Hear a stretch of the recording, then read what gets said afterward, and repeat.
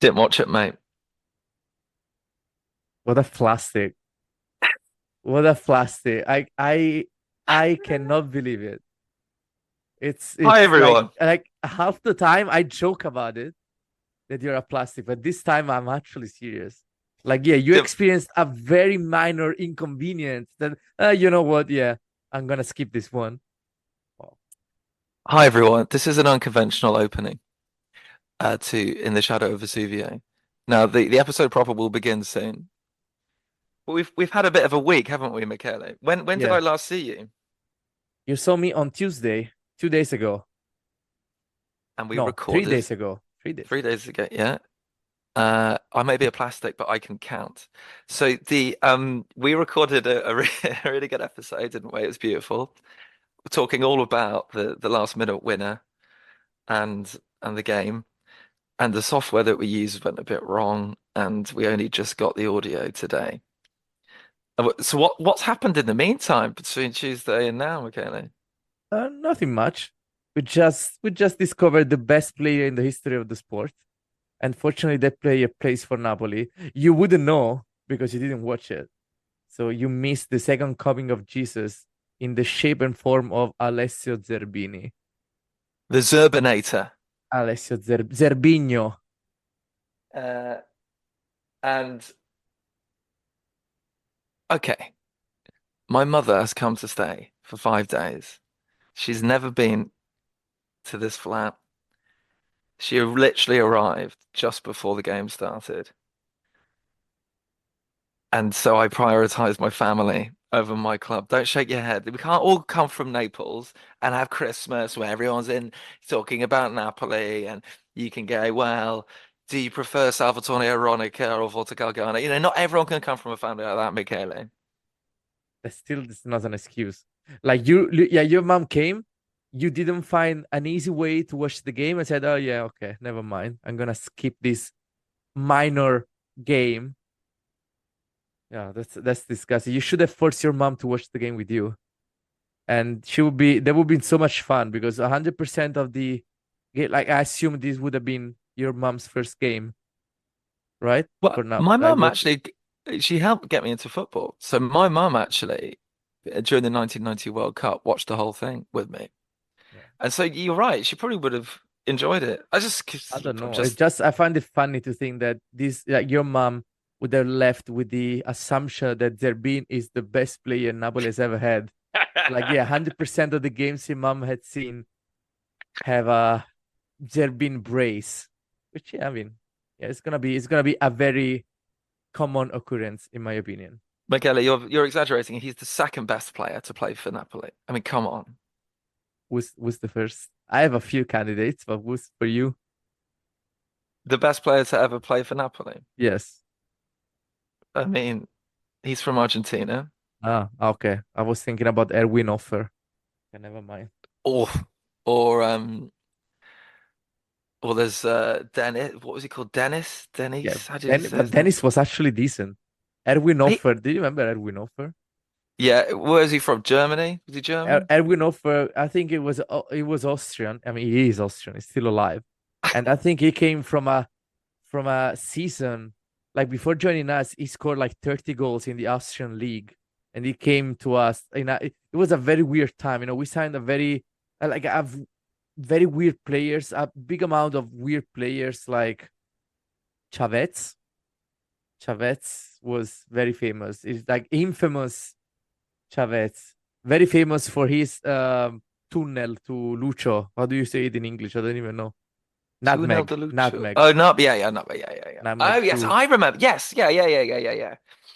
Classic. Yes, This is such a focused introduction. I think this is the most focused broadcast we've ever done, Michaela. So anyway, right. So we thought we'd lost the audio. We were going to give up. And then I get an email from this company this morning saying, "Oh, we've actually found it." And so this is a happy coincidence. So we can talk about last night. Obviously, I didn't watch it. I've seen the highlights. Sorry, everybody. And it's interesting, isn't it, that it's Matsari being himself.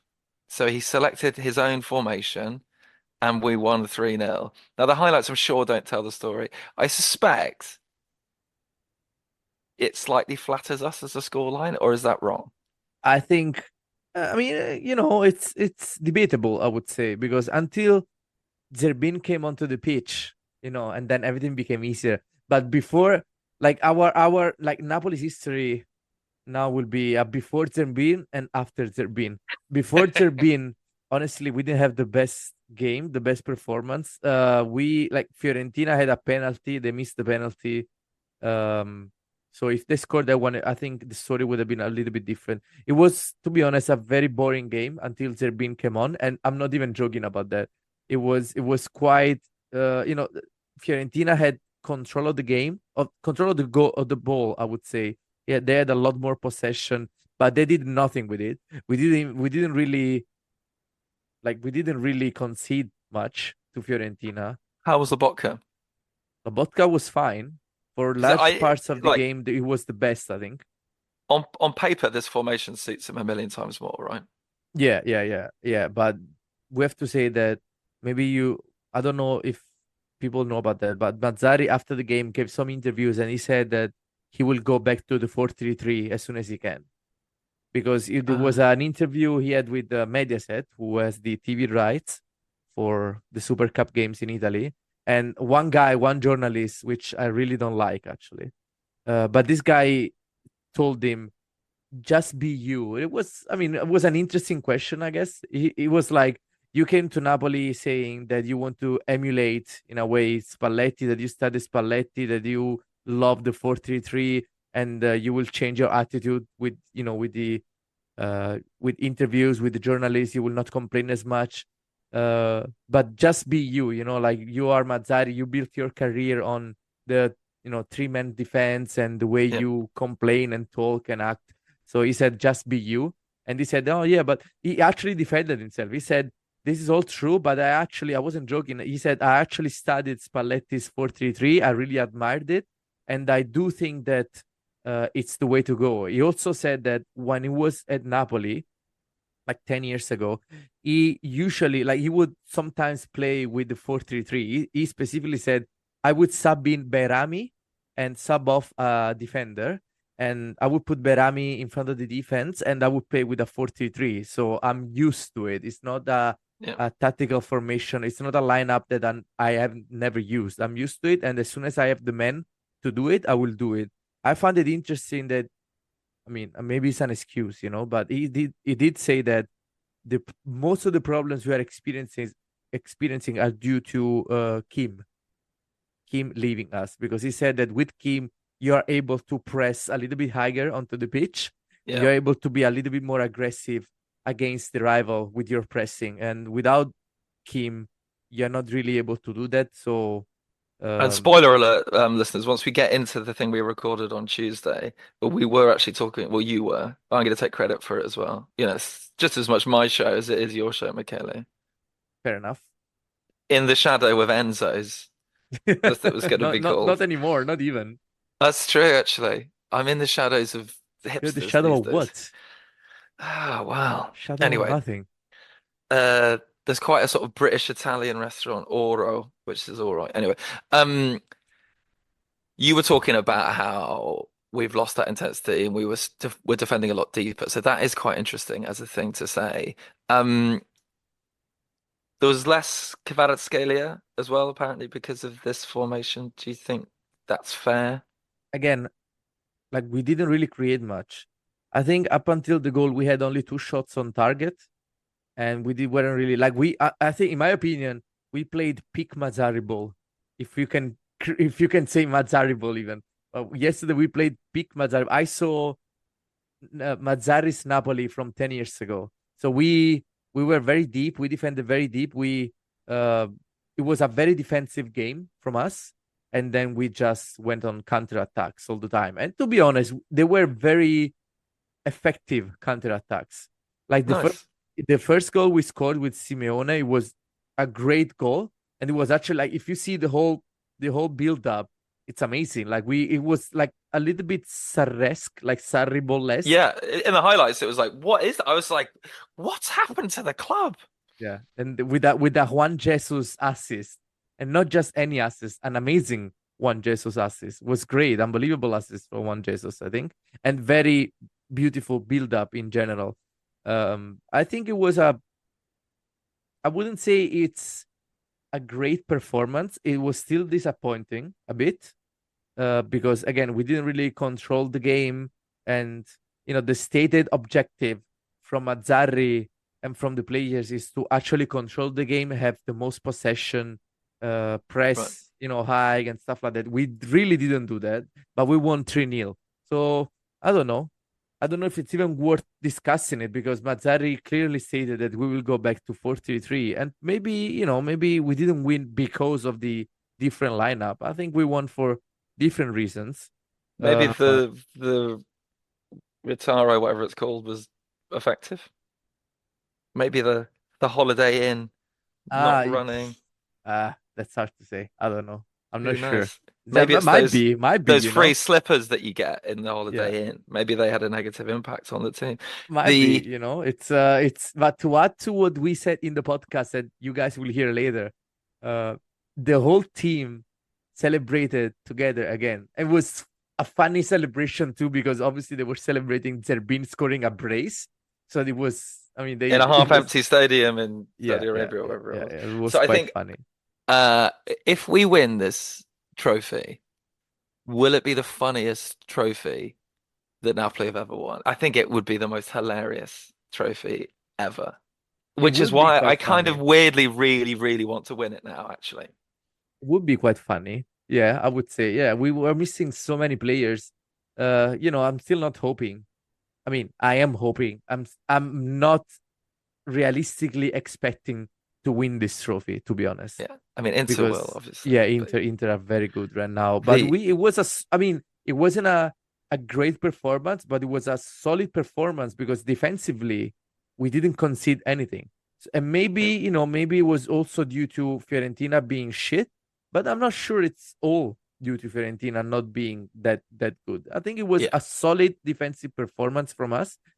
And yeah, we had How maybe a many little bit times of have we been luck. able to say that this season as well, to be honest? So Exactly, yeah. exactly. But I'm Okay. very like I don't want to call it an improvement, because I don't know how many times we said even with Garcia, like every time, like even when we lost, we would say, "Oh yeah, but I saw some improvements. Yeah, I think we are getting there." I don't know how many Yeah. times I've read about it, or I heard people talking about it, and even now with Mazzari, every time we play slightly well, I hear people saying, "Oh yeah, we are improving. We are almost there. We are getting there." I don't know. Like I don't think we can say that.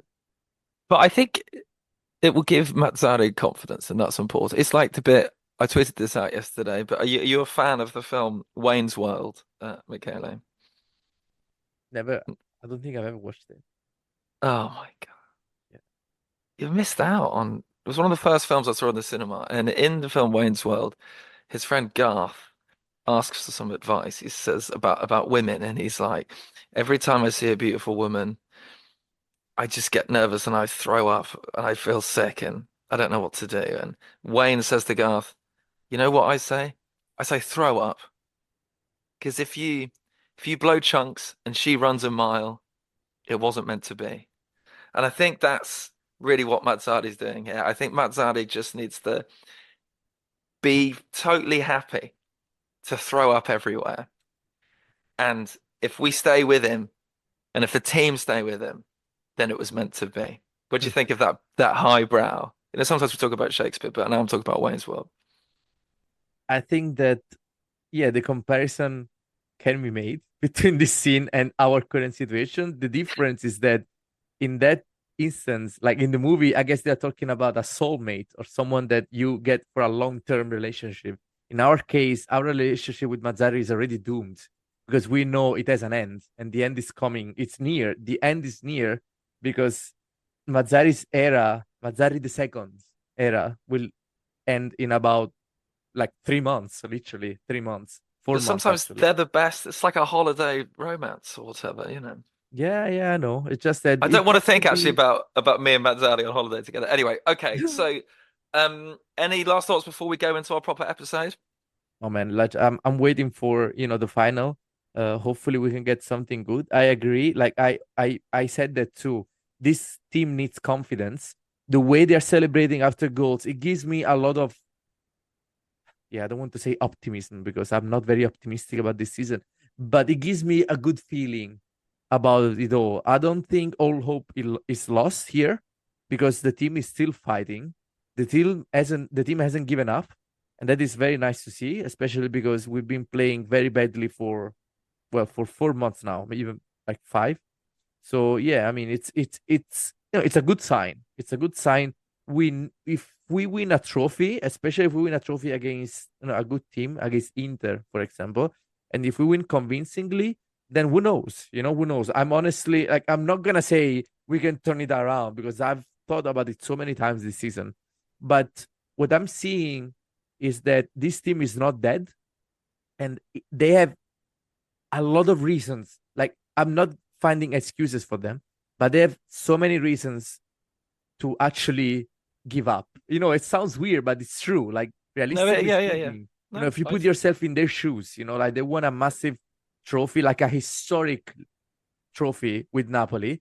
Uh, a lot of them already know that they're gonna leave like this summer, like Politano, for example. Zielinski is on his way as well. Some players didn't even like weren't supposed to be starters, like Juan Jesus.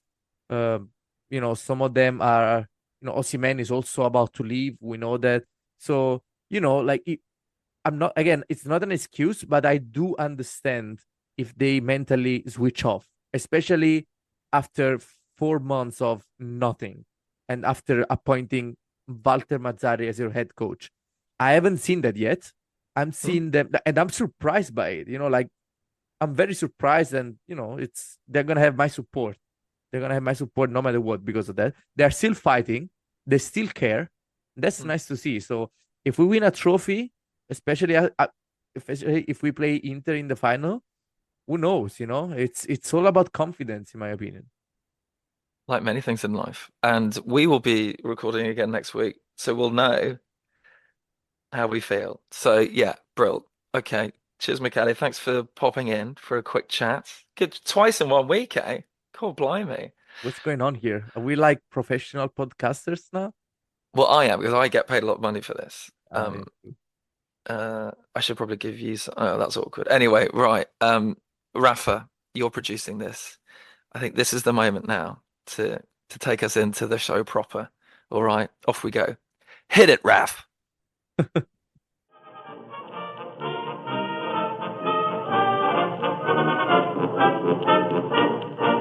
Addio, mia bella Napoli, addio, addio, la tua soave immagine, chi mai scordar potrà. Benvenuti and ciao ragazzi to the 42nd episode of In the Shadow of Vesuvio. My name is Henry Bell and I am broadcasting from the west of Scotland. With me today, as always, is my co-host Michele Borelli, who is in the shadow of Vesuvio. Michele, how are you feeling about us seeing each other so soon after our last recording? This feels wrong. This feels very wrong. I can't remember the last time we did this. I'm not sure we're gonna have any listeners now because they're used to waiting 2 months between episodes. So probably Right. it's gonna be just us talking to each other. And there's usually some kind of development in our facial hair, head hair, chest hair, because we record this with no shirts on, don't we, Michele? Yes, but this time, no. We look exactly we're wearing the same clothes the last time. We are wearing the same beard, same It's true. everything. I Everything's the haven't same. yeah. I haven't showered since the last episode even. Yeah, indeed. And ironically, you record in the shower as well. So Yeah. I mean that's the only way I can record an episode like completely naked. apparently, Jim Morrison, the singer of The Doors, of Leather Trousers fame, he recorded the whole of L.A. Woman from his bathroom stroke toilet in Paris. Yeah, there you go. There And you in go. many ways, Michele, you're the Jim Morrison of Napoli podcasting. Yeah. yeah. The 3 or 4 podcasts in English that we have in the Napoli world. Yeah, I'm the Jim Morrison. Yeah, that's a Hey, big but actually, pool. shout out to Rafa's new podcast, which is up and running. So it's great to have Presidente back. Nice. But the one thing that has changed, Michele, your chest hair may be in exactly the same arrangement as it was last week, It is. But I don't know if you've noticed. Oh, it's going well, isn't it? Yeah. Napoli won. Are you sure? Yeah, Can you and they double scored. check? Yeah, and they scored the winning goal in front of Curva B. Oh yeah, that's true. I remember that now. Yeah, that happened. That is that real thing that actually happened. Yes, I can confirm. I've seen it with my own eyes. Napoli scoring a natural goal in front of me. How many times have I told you that if we play the second half Yeah. towards Curva B, we actually win games? I think, So there I you mean, go. could we get, I mean, it's the sort of thing like Aurelio De Laurentiis, sorry to mention him so early, Michele, Yeah, to bring you down so early, but it's the sort of thing he would request special dispensation from UEFA or something to yeah. demolish half the stadium and only have half a pitch. Um, and Napoli would only go towards Curva B. That's a surreal thought, but, this season can get more surreal, and I think it probably will. Anyway, Yeah. let's stick to the important and rigorous show notes that we've put together, right? And it is episode 42. What is number 42 in the Napoli Tombola? Number 42 is a great one. It's an easy one. It's a popular one because number 42 is Au Café. Coffee. The coffee. That's it. 42 Au Café. And the team definitely played like they'd had their espresso Well, I don't know. I wouldn't go that far. in We the won a last minute. game. In the Yeah, in the last last, minute. I would say, yeah, probably in the last 60 to 90 seconds of the game, we were actually great. Yeah, I saw Spalletti's Napoli once again, but I had my eyes closed for those 90 seconds, so I don't know. So they tell me. Uh, So, so what we're going to do is we're going to go through what it was like to be there. So obviously it was a home game. I've got a couple of things that I'd like to ask you about general home gameness this season, because I think it's quite interesting from my plastic perspective. And obviously we need to know all about that glorious moment at the end. So let's put our minds back to match day. I think let's we go old school on this. Let's go old school. Let's do the kind of before, during, and after. So, what were you like?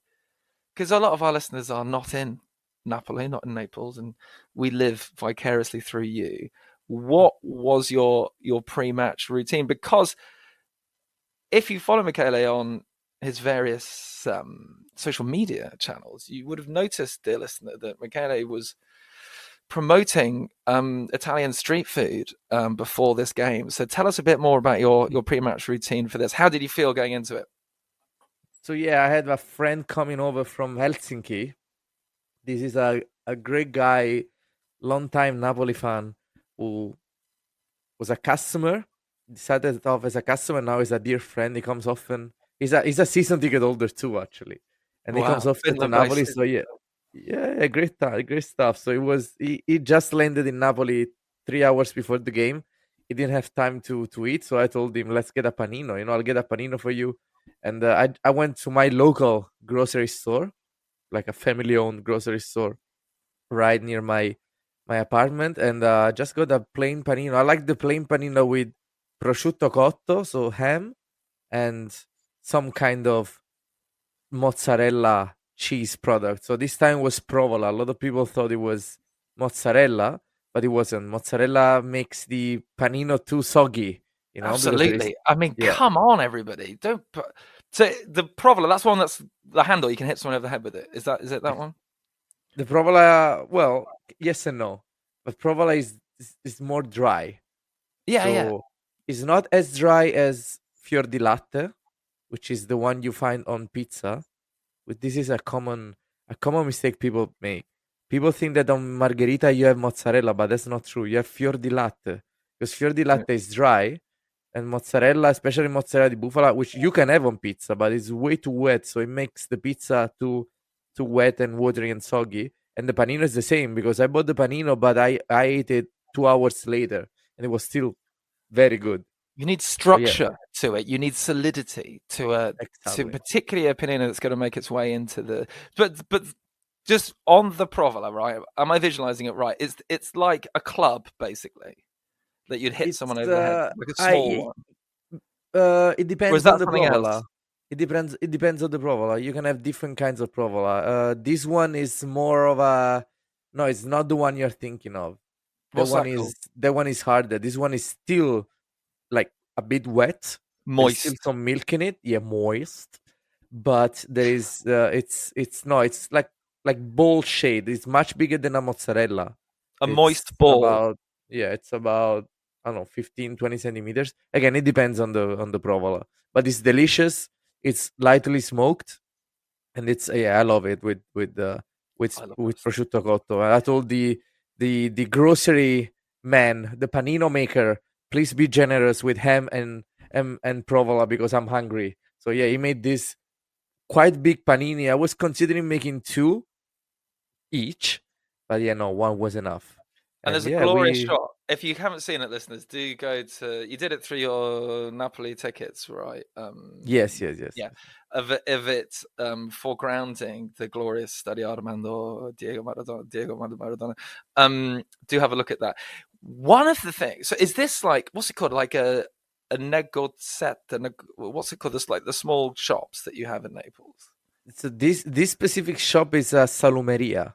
So this is Okay. a shop which would only sell like salami, prosciutto, mozzarella, I love these shops. A bread. lot of people from like the UK and I think the States don't realize that you can get a panino from these shops, and they're Oh yeah. usually quite reasonable. So like usually it's like €2 or whatever. And whenever I'm in or three, whenever I'm in Napoli or lots of places in Italy, I'll go there. I'm out for the day, get a big panino from one of these. Like it just looks like a little shop that sells cheese and ham, but actually you can get your lunch there.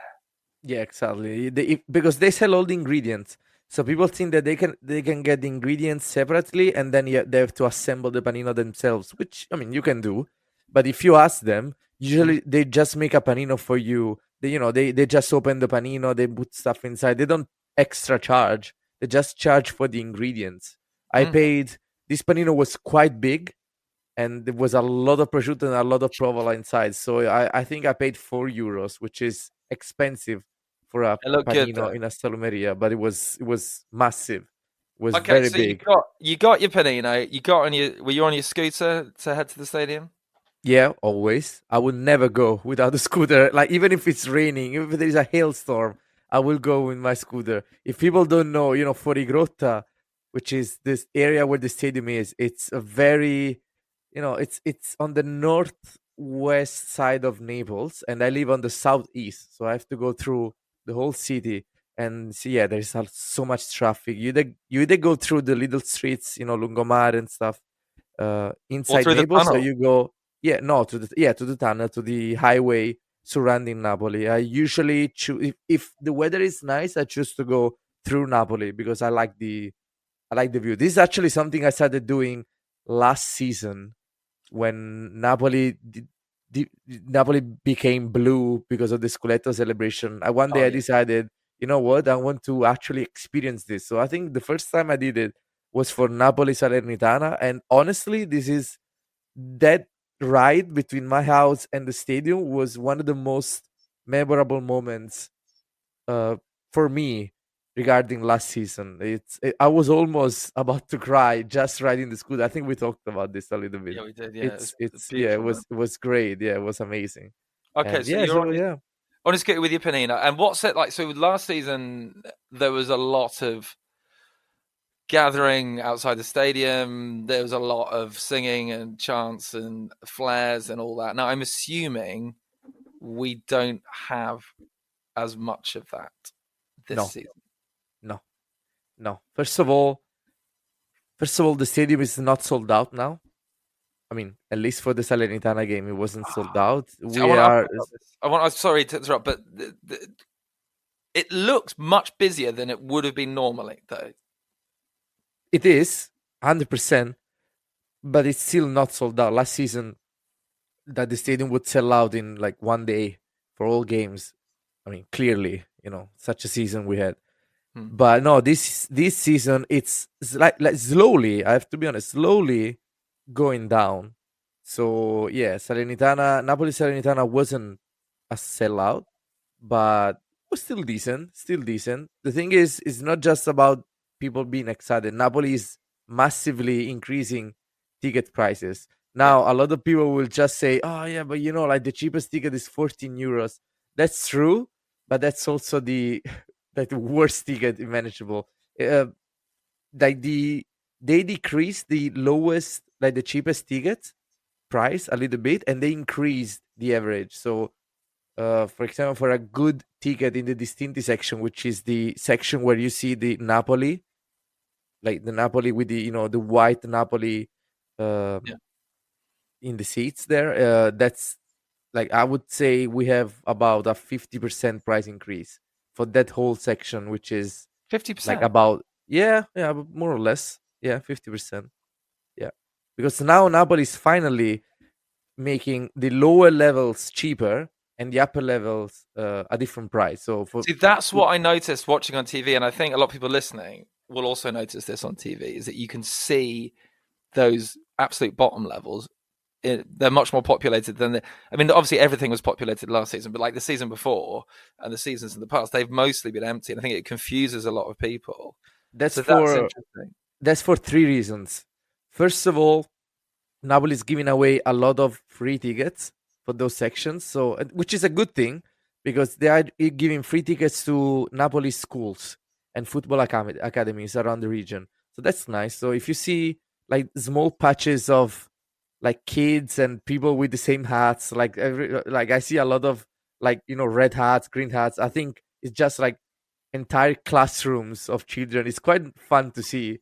I was talking to a friend of mine walking towards Curva B uh, for the Salernitana game, and we were a bit depressed because like we've been losing so many games, and we were like sadly walking towards Curva B, and then next to us we saw in front of the Distinti gates these like 20 children celebrating, jumping, and, and just chanting stuff, and it was nice to see. I say, yeah, finally some Oh, really? excitement around here. So yeah, Okay. So there was also nice. So that's the first reason why that section is a little bit more full. The second reason is because they changed the well, obviously the tickets are, as I said, cheaper there. So Napoli has always sold the upper and lower level at the same price.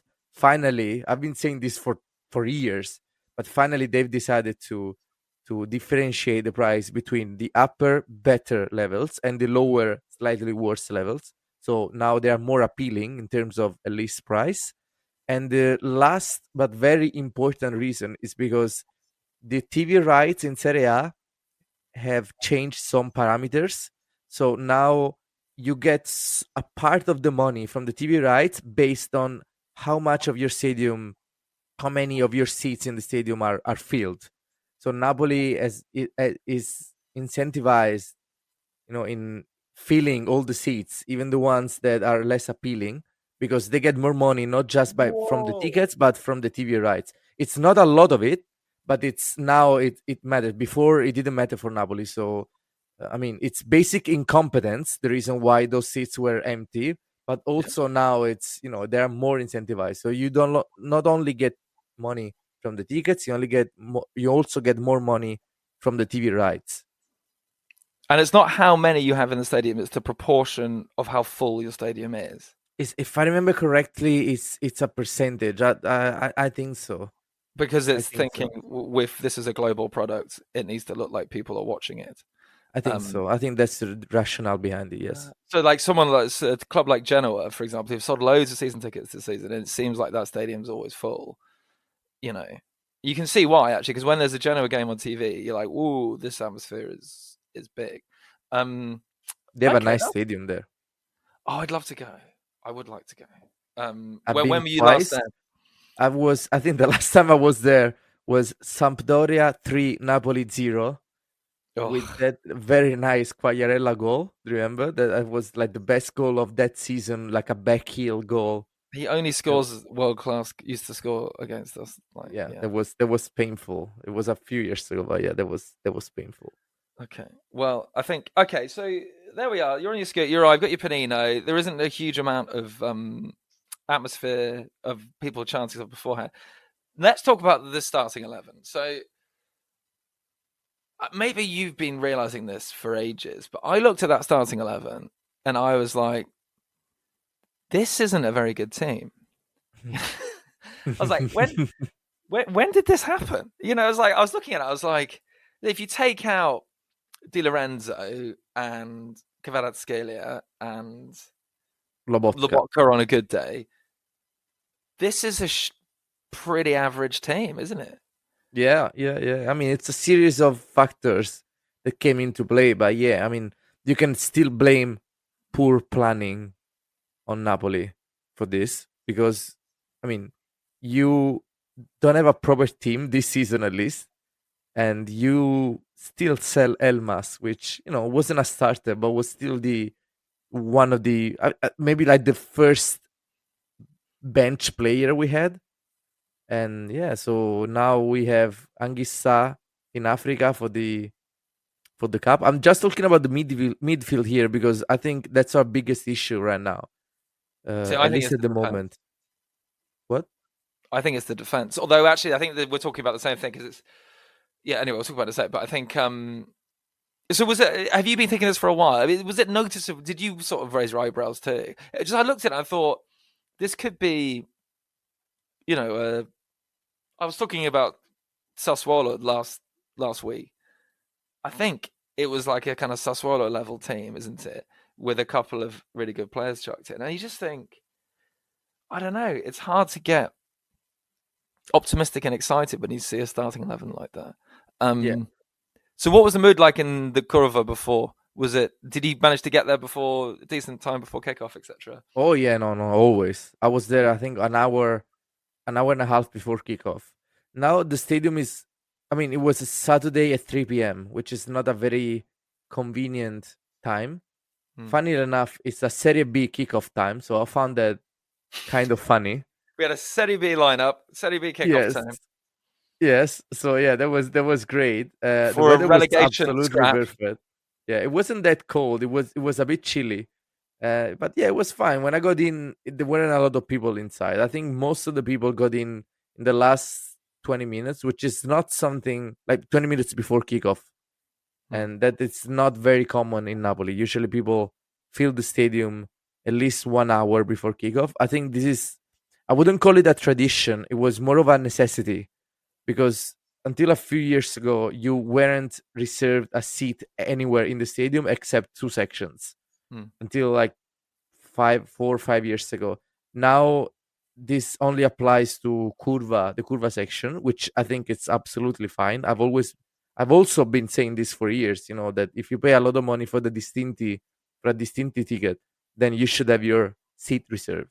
So people, and when I started going to the stadium, I used to go to Distinti at the beginning, and yeah, it was more of a necessity. You had to go there, like it was common between friends to say, yeah, we have to get there because we have to get a good seat. Because if we get there late, you're only gonna find like the bed seats on the sides or all the way up. And that then the last creates rows. the atmosphere. That's interesting. So it's the kind of conditions that form this tradition of singing before the kickoff and stuff. That pre-game. Yeah, there was a few years ago. Now people still try to get there early because, again, if you've ever been to this stadium, you know that the queues are quite long, especially an for hour and a some half to get sections. in. Took an hour and a half to there, get in. But it was the there last you game. go. Yeah, I mean there was special. There was like 5 times as much security as for a normal game. A lot of people with fake tickets, like most people with fake tickets, I would say. Yeah. So yeah, no, it's not common, but yeah, to get there's a lot of traffic. There is no parking. The police in the last months have been they've actually been more strict when it comes to parking. So I think they're taking about 100, like they're towing about 100 cars per game, which I What? find, yeah, something like that. Someone's making some money. Yeah, I find it quite funny, to be honest. My scooter, which is safe, is still illegally parked. Like 90% of the vehicles around the stadium. Oh, no, I won't say where it is. It's impossible to take it for the police, though, because it's a little bit in a secluded area. There is no access for Michele, imagine towing going to trucks. see this terrible Napoli team play like anti-football that makes Allegri look like the recently departed what's his Zagallo, the Brazilian coach. It's so bad, and then you leave the stadium and the police have taken your car away. Oh my god! Yeah, it happened to a cousin of mine. Like she went to the stadium for the first time, I think, in her life a few months ago with her girlfriend, with her boyfriend, and it was I think Napoli lost.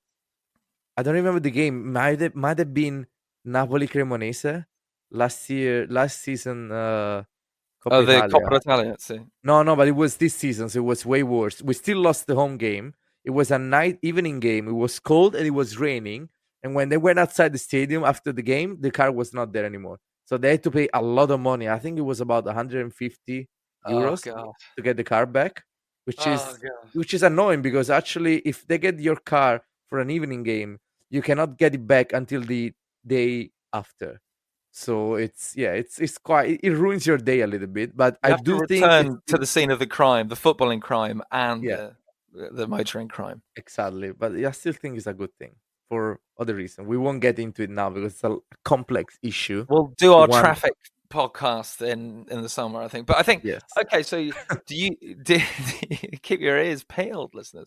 Do you think this sort of new behaviour of the fans, therefore, is to do with the performance of the team? That people are thinking, look, I'm going to go, but I'm not going to chant for an hour before this team playing anti-football. I think it's mostly about that for sure, but it's not just that. It's as I was trying to say very badly in the last episode. It's a mixture of things. It's the fact that we're coming from such a successful season, and now we are this. I don't know what we are, but we are just bad. And it's hard to react to this. It's, a few things happen during the game and after the game. It's just, I think they are quite unprecedented because you want to be angry, but then you remember that you have a Scudetto on your chest. You're still thankful to those players because they are basically the same players who won as a Scudetto. So it's hard to be super angry about it, but you're still very disappointed.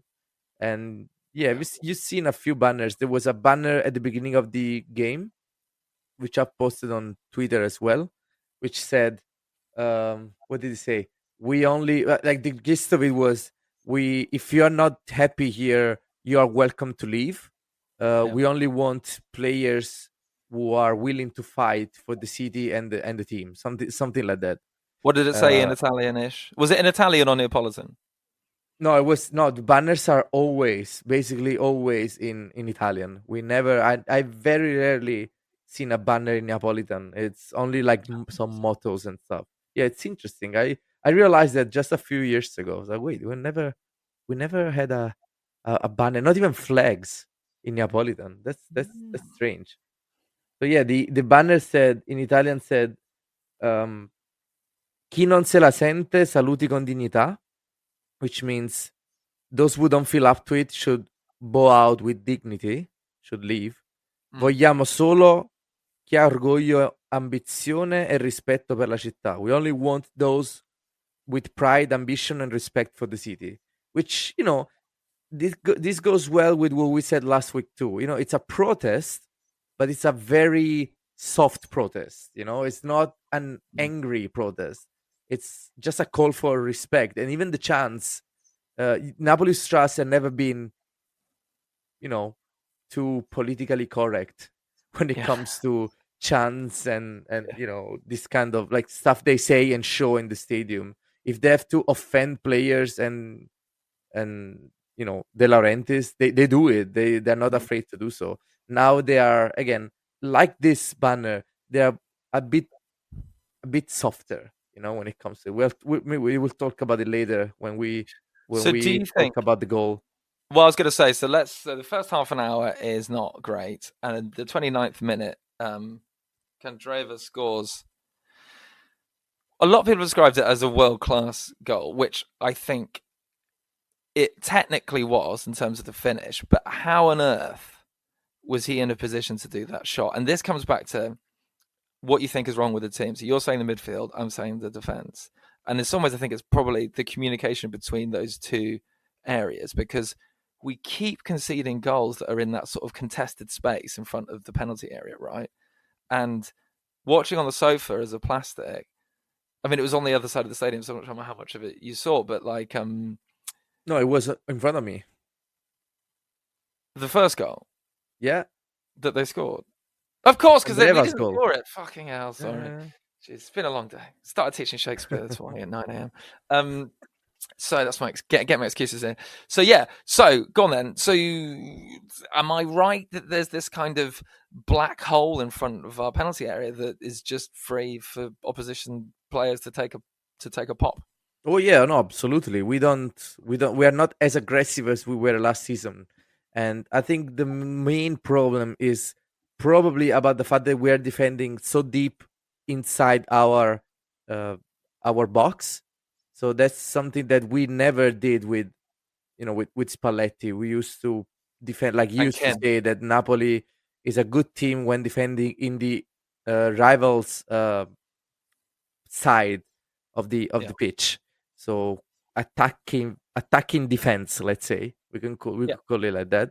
And now we are not doing that anymore. Now we are just running back a lot. We are very deep inside our box, and that means that also the midfielders are also almost inside the our box, and you can I see agree. it in the replays that no one is challenging Candreva for his shot, because I think Cayuste maybe was again like 2 or 3 meters away from him, even more, and it was again like too deep, like too far away. It's difficult to talk about tactical stuff in English because Italian has so many words to explain what I'm trying to explain, but in It's English, even harder for me to do it in Italian, but I'm trying to be like enterprising and like I tried to read like Gazzetta or Correa or whatever. it's so difficult, man. It's It's so like, what difficult. are these words? What do they mean? Maybe one day we'll have a section. We should have a kind of Italian footballing phrase of the week or whatever. But no, I mean that really makes sense. So essentially, in fact, that's really helped me because in my head it was to do with the kind of shape of the midfield spread across the whole pitch. But actually, it's that the midfield are kind of in our box and the defenders are behind that. So that's actually really, really deep. And so that space in front of the box is just our forwards. That's really interesting. Yeah, that's mostly, I think, one of the problems with And the that's way where it's we are dinosaur defending. football. Because the great thing Yeah. about Spalletti's team, particularly up to March, was, I mean, he famously said that there aren't systems anymore. It's just a way of finding space and filling space. But the reason he could do that was what we'd probably call the kind of press. So that the defending that happens in the opposition penalty area from the forward line. And that just doesn't seem to happen anymore, which I think is a sign of having two coaches in a row that are from the old days. This is all like contemporary football, isn't it? Yeah. Yeah. So how did it was very interesting on TV how like it was. I was relatively impressed with the noisiness of the stadium, considering how badly Napoli were playing in the opening stages. And then there was just this, even sat on the sofa, you could hear the winds just come out of everybody. Like people have been punched in the stomach. What was it like in the Curva when that goal went in? No, everyone, we couldn't believe what we just saw. And it was a general feeling of, oh, here we go again. This is going to be one of those days again. And yeah, it was, I mean, you don't really appreciate, the greatness of these goals when you concede it. Like a lot of people around me were just saying, like, some people were blaming Gollini, but then again, you have to remember that from where I watch the games, you can't really see. Angles, can you? Yeah, the angle is bad. It's a weird perspective. You can't You really don't have depth perception, is what you call it. exactly 'Cause, yeah, we're exactly. behind the So goal. it's really hard to evaluate the game tactically, and it's very hard to evaluate the positions, players, and stuff like that. So no, it was But you can just see how they communicate, though. That's what I like about sitting in the Curva or standing in the Curva. And I just want to, on that goal, Kim. I want to talk about Kim, actually, because it's interesting. I remember when we spoke really early last season and you picked up really quickly on how well Kim seemed to be communicating with the back line and sort of commanding the line and where people are going. has anybody stepped into those shoes? Like, can you see leadership on the pitch in that back line or in the midfield? No, not really.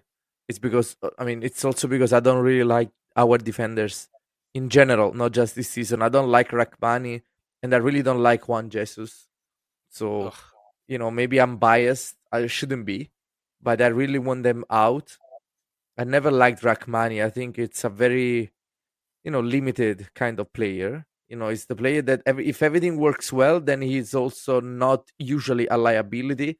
But, as soon as he gets some responsibility, you can tell that it's not that great. And his whole And Napoli career has been playing alongside two of the best central defenders that have played in Serie A for the past 20 years. So, I think if it was you and me next to Koulibaly or Kim, I think we'd look all right, to be honest. yeah. Although I'd have to take my glasses off and I wouldn't be able to see what was going on. Yeah. So that leadership is noticeable. Because I watch in a weird way, I can see the footage at half time and they go in the tunnel quite early in the way that I watch. And what's really interesting from my perspective is how flat the team are in the tunnel before they come out. And I think that's a terrible sign. The body language in general I think is appalling. Anyway, so the goal goes in. You don't appreciate the greatness of it, and everyone. So again, is it still this polite protest? Is it still this kind of almost ambivalence rather than what the effing hell is going on? No, I think for the most part, up until the last 20 minutes of the game, it was like just support. And it's funny when you say that you heard the stadium being very loud because I always get the opposite feeling when I'm in there. Like when I think that the stadium is silent, people tell me, "Oh wow, you did a great job in Curva today. The stadium was so loud." Really? And when I think we are the loudest, people say, "Oh, why was the stadium so silent?" It happens so many times. I really don't know what's going on there. But yeah, I mean, it was. I get used to it a little bit, but I think it was slightly more silent than usual. Then again, I think something weird happens when the stadium is a little bit more empty. For some reason, it gets louder.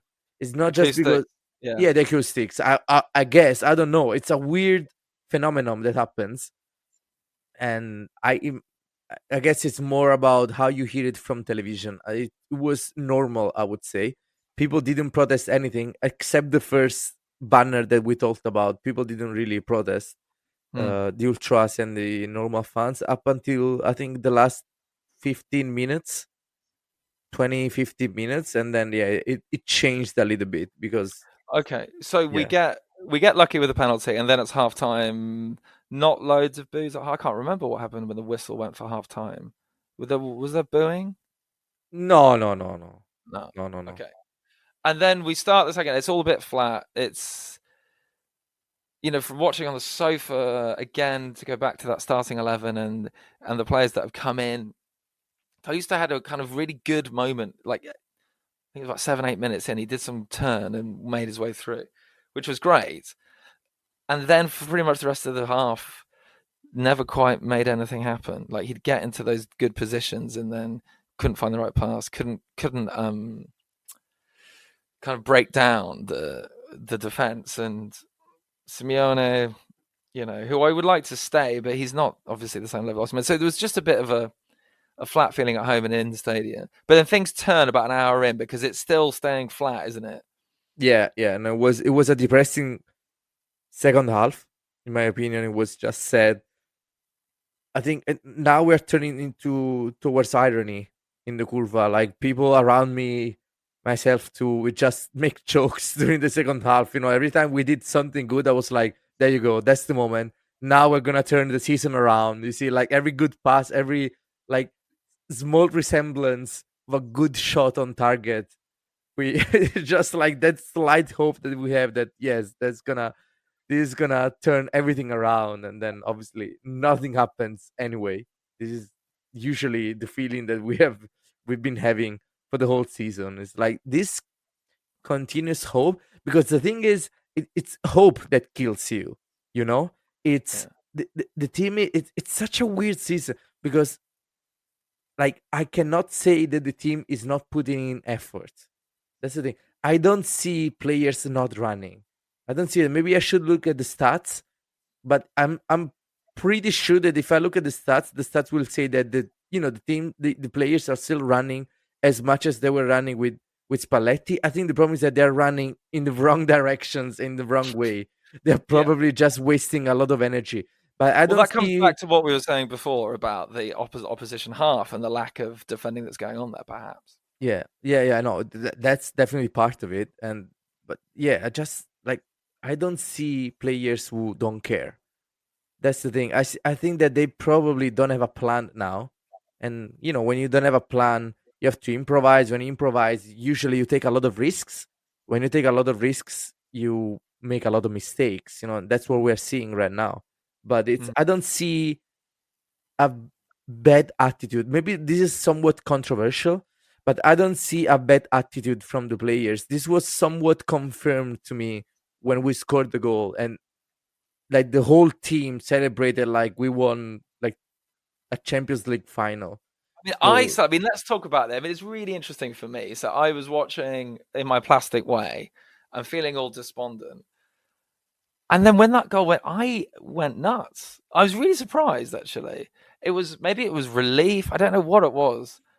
And it really reminded me of last season in a weird way. I know it's weird to think about it, but football's a strange game, isn't it? It's so dependent on the moment. And in that moment, it was like a kind of Scudetto winning defining moment. And it was beating the shittest team in the league in that moment.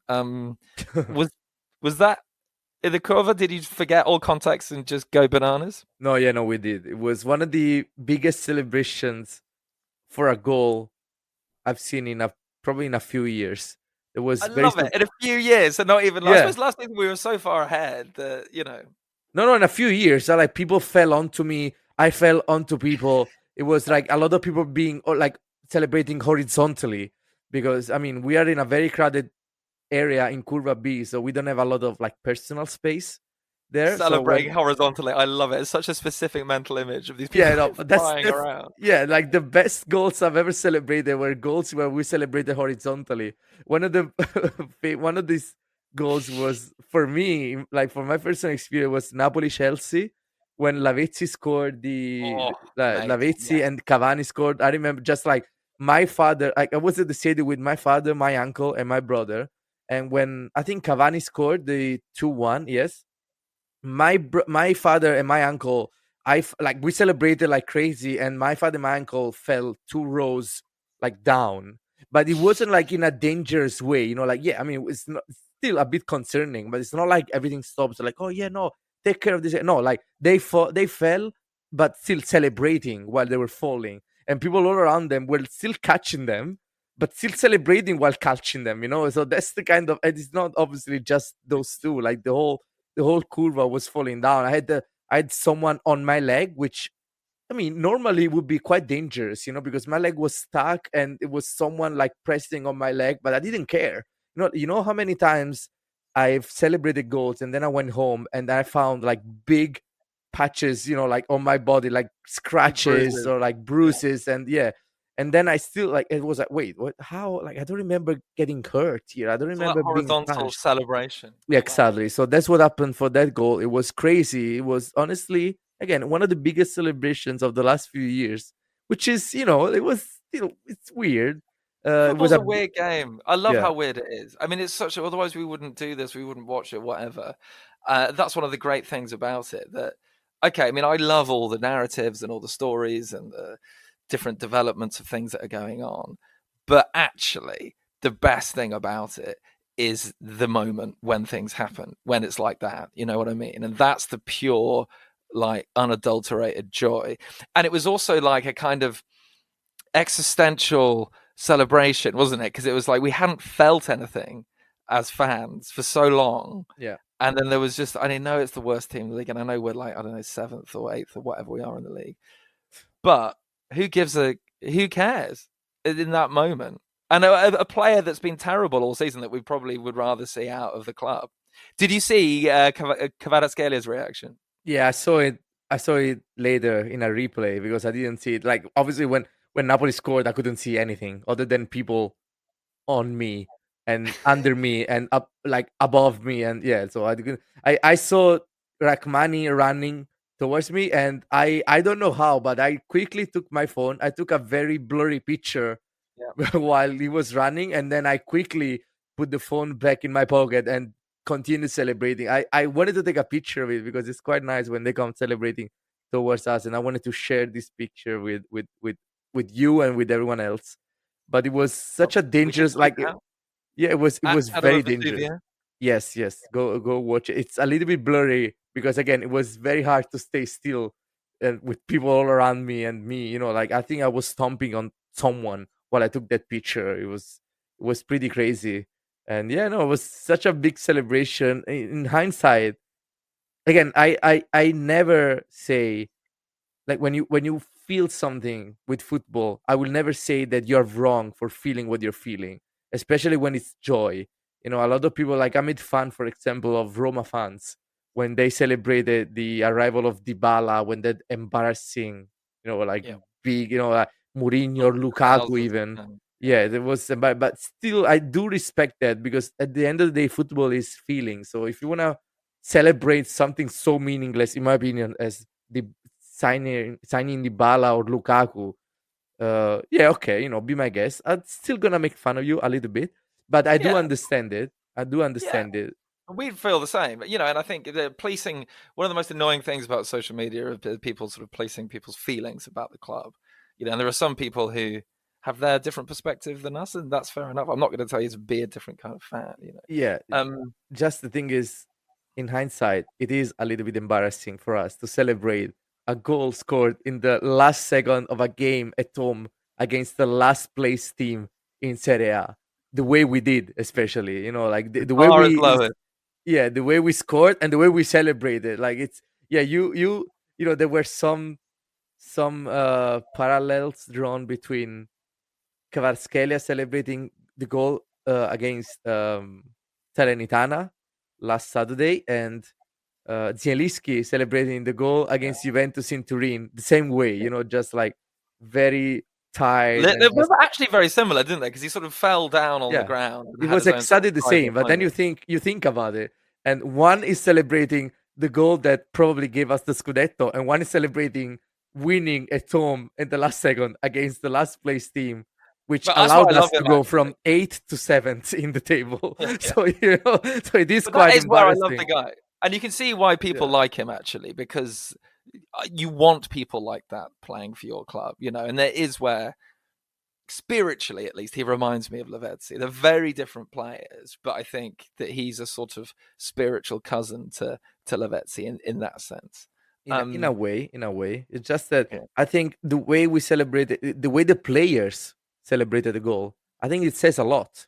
Because if Oh you yeah. see the replays, everyone is running towards Rachmani towards the Curva, and the only one who's not doing that is Kvaratskhelia because he just fell on the pitch, and celebrated like that. So that says a lot. If you don't care, and a lot of people are saying that players don't care anymore, no, because they are, Mm. even about Kvaratskhelia, because it's not like he's one of the lowest earner in the team, and a lot of people are saying that players are just waiting to leave the team and the club, and I Well, mean, Deme was really important in that goal. yeah, And you yeah, see, exactly, yeah. So if you don't care, you don't celebrate like that, in my opinion, because at the and end it of the goes back to day, the ultra banner, doesn't it, Michele? It goes back to the banner of the ultra saying that actually, if you don't want to play, off you go. Well, who yeah. is that really? Yeah, it's hard. I don't know. It's hard to say. Yeah, because on one hand I understand the banner because it is true. It's like generically true. If you don't want to be here, be my guest, leave. And if you don't fight, leave. Only the shirt and stuff like that. But at the end of the day, as I said, and again, maybe it's controversial, but I don't think the problem is motivational when it So, is there comes anyone to you see on that pitch? Is there anyone you've seen you're like, this guy's phoning it in? I mean, some of them, are just limited when it comes to skills. I don't want to be too hard, but Ah, that's the thing. Is Juan like, Jesus, anybody? yeah. So if they're playing poorly, I don't think it's about motivation. It's because they don't care. It's even if that again. This is my opinion right now, limited to this season. Even if I don't see them running, it's with a few exceptions like Anguissa maybe, but it's not about not being motivated. It's about probably not knowing what to do on the Yeah. pitch, which is maybe worse. It's a way more difficult problem to fix. Oh Some yeah, would because you can say, always run more, can't you? I mean, it's not hard to run more. yeah. So it's again, it's a difficult season. It's a very strange situation we're in. It's hard to say how we get out of this. I don't know. I mean, the obvious solution is getting a good manager, a good coach, and I No one's hate gonna. to say it, but probably all we need is Antonio Conte. I hate to say it because I've hated Conte for such a long time, but Just a I few think, episodes ago, you were talking about your feelings about Antonio Conte. yeah, I think probably he's the one we need.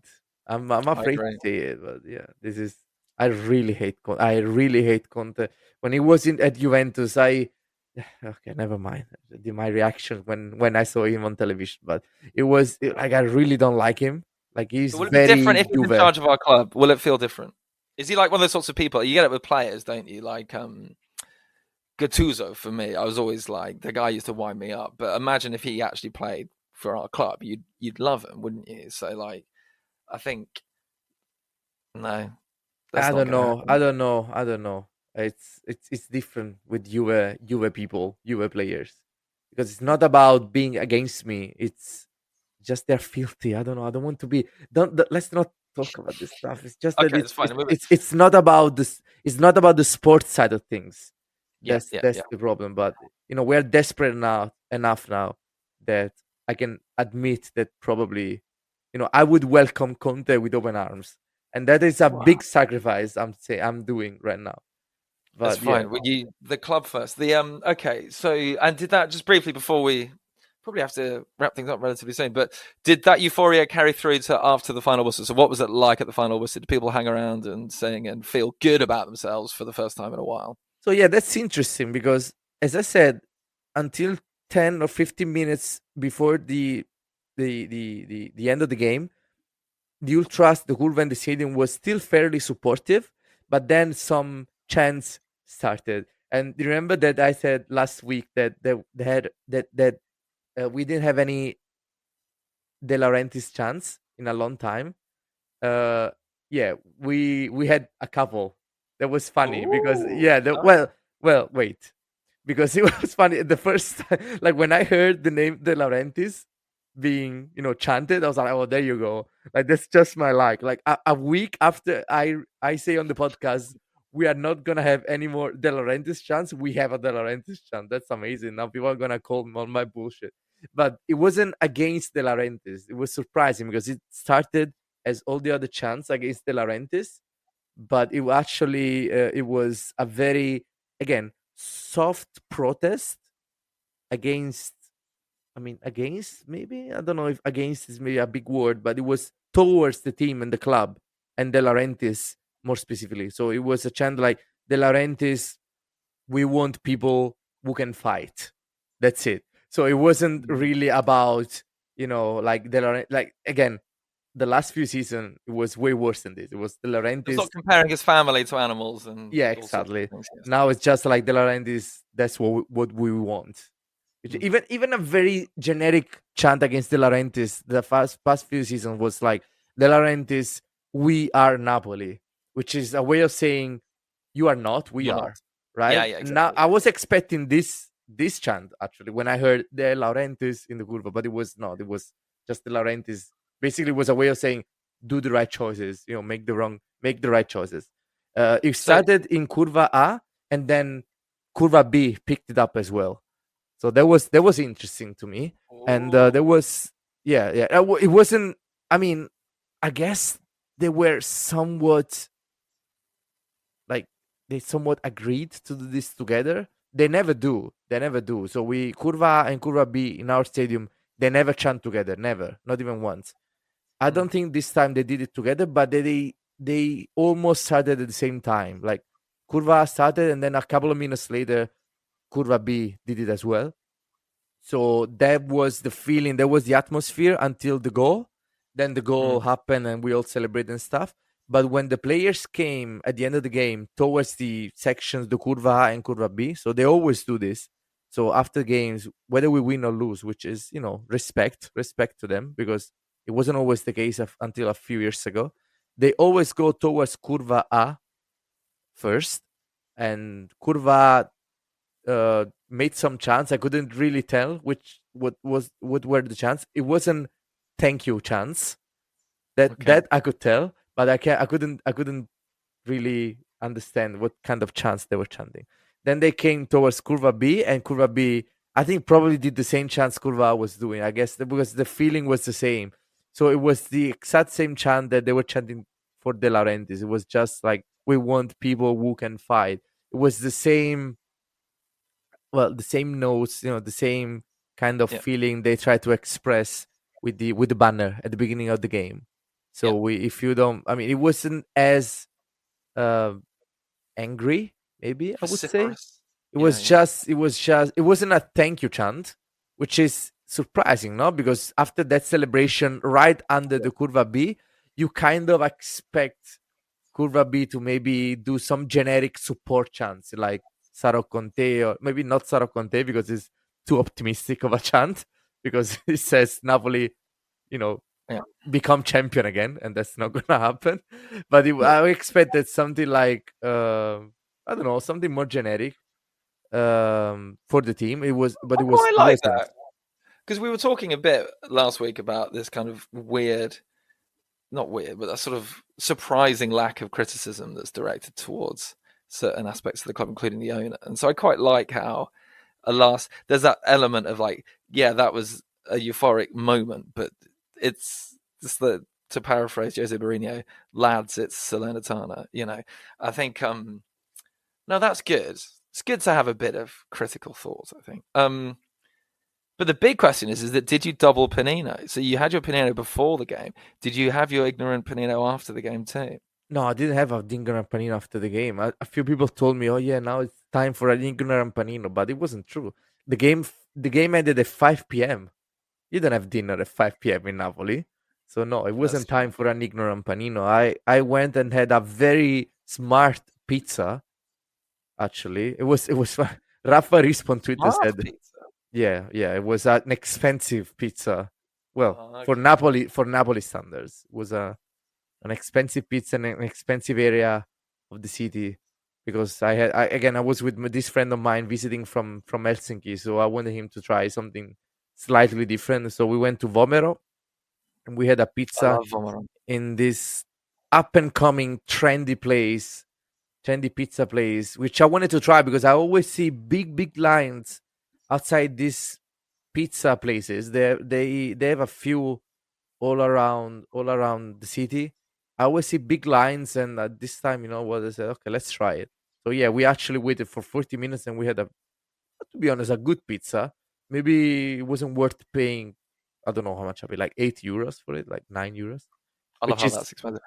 it is for Napoli. It is, but Did yeah, you did you take the basil off? Yeah.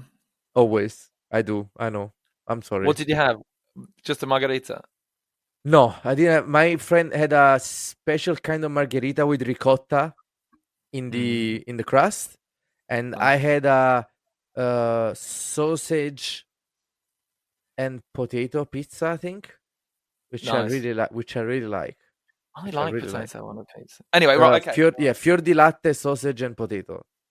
Mm. It was a bit dry, but it was good. It was I tried a new place in I live in South Glasgow now, and it was the most archetypal, like British Italian restaurant.